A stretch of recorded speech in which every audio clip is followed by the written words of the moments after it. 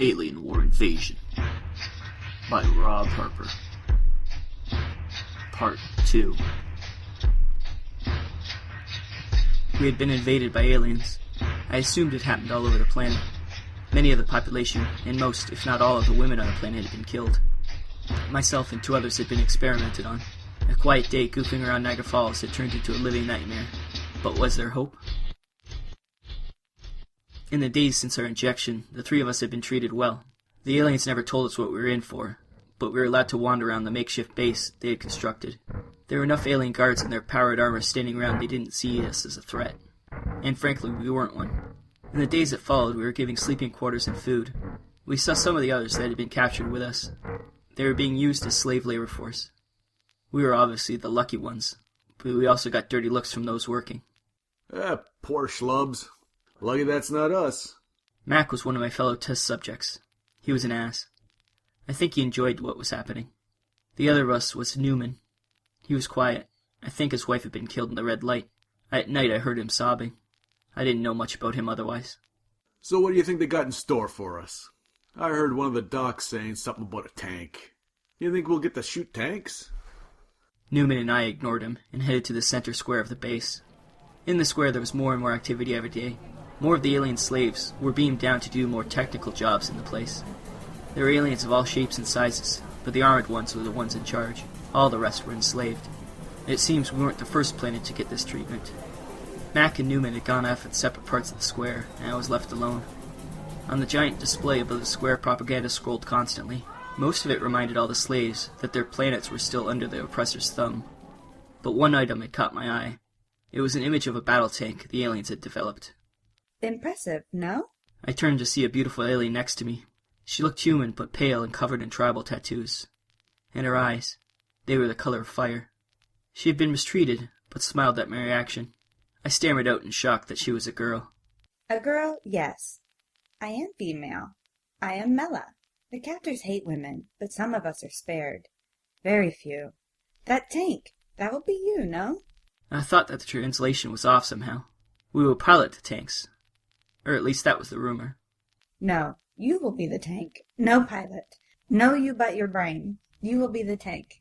She could tell by the look on my face that I hadn't known. You not told. I shake my head and know that escape is the only option. Mela suddenly looks scared. No. No think that. No escape. I hadn't said anything. She picked it out of my mind. Yes, I can sense things from lesser mind. Sorry, I no mean... Just then, one of the armored guards walked up to us and hit Mela across the back with his rifle. I reacted instantly and shoved him. I expected just to be a distraction so Mela could slink away, but the alien guard flew back across the square a good 3 feet. Immediately, I was surrounded by guards and expected that to be the end. No, don't fire. We need him. It looked at me through its protective suit with shock. I shouldn't have been able to budge that guard. Take him to the facility. Get the other two. We must run tests.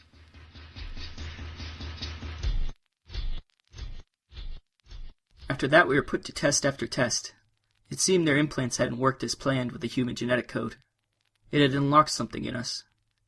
As we were tested, our abilities manifested more. They weren't all the same either. Max seemed to be able to track people he concentrated on.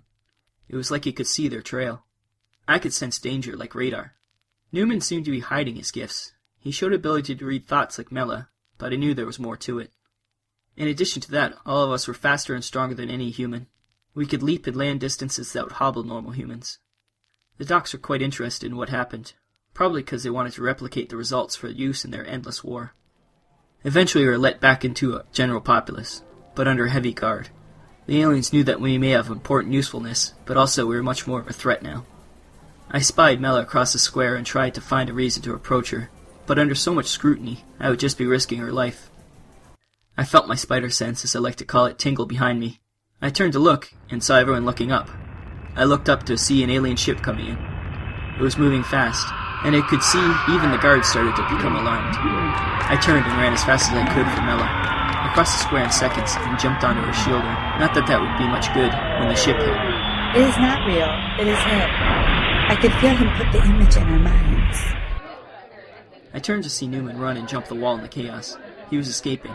I got up with Mela to follow his lead, but the guards had recovered. You, go with the guards. Catch the other one or you all die.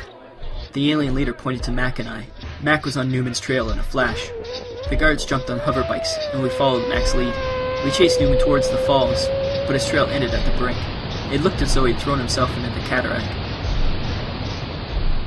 We were led back to the base.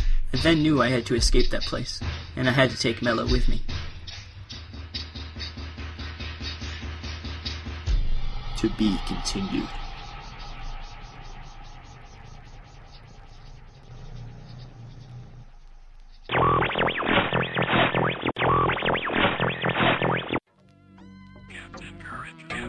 Hello, my adoring fans. This is Captain Courage. And with me is Kid Crustacean. We're doing a commercial for my show, Captain Courage's Comedy Cavalcade. Please tell me, what do you think about the Captain Courage's Comedy Cavalcade? I concur. Ha ha! And we do have an email address. Please, tell me what that email address is one more time. Captain? What's that, Marty? I'm afraid, Kid Crustacean's a little unintelligible. Unintelligible? I can understand her, and I trust everyone else. Captain? No, nobody else can. No? No, not at all. Well, Marty, then do us all a favor. Tell us, what is the email address to contact me, Captain Courage? Captain Courage's Comedy Cavalcade at gmail.com. That makes a lot of sense, Marty. That makes a lot of sense. Anyway, thank you all once again. For myself, Kid Crustacean, signing off. Be safe out there, Courage Cadets.